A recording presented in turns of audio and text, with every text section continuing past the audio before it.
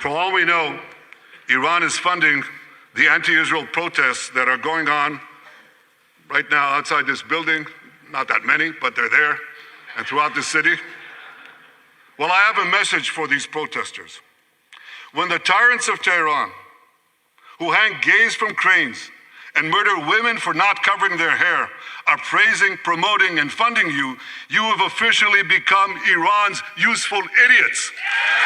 Some of these protesters, it's amazing, absolutely amazing. Some of these protesters hold up signs proclaiming gays for Gaza.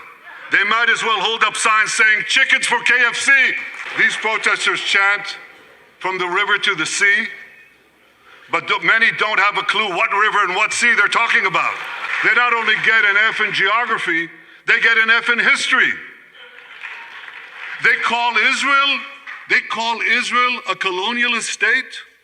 Don't they know that the land of Israel is where Abraham, Isaac, and Jacob prayed, where Isaiah and Jeremiah preached, and where David and Solomon ruled? For nearly 4,000 years, the land of Israel has been the homeland of the Jewish people. It's always been our home. It will always be our home. It's not only the campus protesters who get it wrong.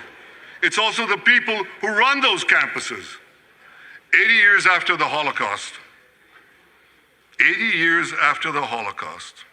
the presidents of Harvard, Penn, and I'm ashamed to say my alma mater, MIT, couldn't bring themselves to condemn the calls for the genocide of Jews.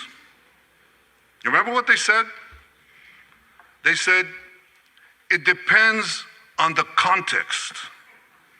Well, let me give these befuddled academics a little context. Anti-Semitism is the world's oldest hatred.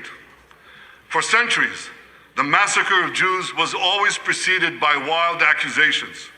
We were accused of everything from poisoning wells, to spreading plagues, to using the blood of slaughtered children to bake Passover matzahs. These preposterous anti-Semitic lies led to persecution, mass murder, and ultimately to history's worst genocide, the Holocaust. Now, just as malicious lies were leveled for centuries at the Jewish people, malicious lies are now being leveled at the Jewish state. No, don't applaud. Listen. The outrageous slanders that paint Israel as racist and genocidal are meant to delegitimize Israel, to demonize the Jewish state, and to demonize Jews everywhere. And no wonder we've witnessed an appalling rise of anti-Semitism in America and around the world.